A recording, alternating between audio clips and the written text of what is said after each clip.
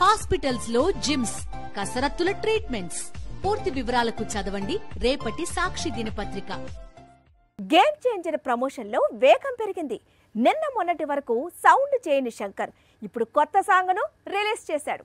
ఇప్పటికిప్పుడు game changer నుంచి second single ను ఎందుకు రిలీజ్ చేసినట్లు?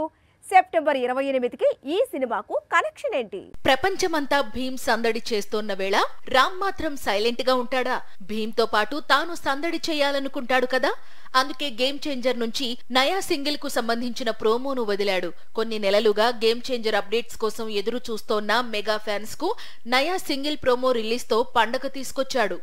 ఇప్పటికిప్పుడు గేమ్ చేంజర్ నుంచి సెకండ్ సింగిల్ రిలీజ్ కావడానికి కారణం సెప్టెంబర్ 28 డేట్. ఈ డేట్ కు గేమ్ చేంజర్ కు కనెక్షన్ ఏంటి అంటే, గేమ్ చేంజర్ తో కాదు, గేమ్ చేంజర్ హీరోతో కనెక్షన్ అని చెప్పాలి. సరిగ్గా 17 ఏళ్ల క్రితం అంటే 2007లో రామ్ చరణ్ హీరోగా నటించిన ఫస్ట్ ఫిల్మ్ చిరుత రిలీజ్ అయింది.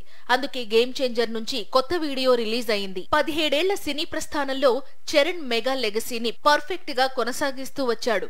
ఒక మగధీర, ఒక రంగస్థలం, ఒక త్రిబుల్ ఆర్ లాంటి చిత్రాలతో తాను ఎదగడం మాత్రమే కాదు, తెలుగు సినీ పరిశ్రమ స్థాయిని పెంచాడు. ప్రస్తుతం గేమ్ చేంజర్ ను రిలీజ్ చేయడానికి రెడీ అవుతుండడం మాత్రమే కాదు, ఆ తరువాత బుచ్చిబాబు దర్శకత్వంలో మరో భారీ చిత్రంలో కనిపించబోతున్నాడు.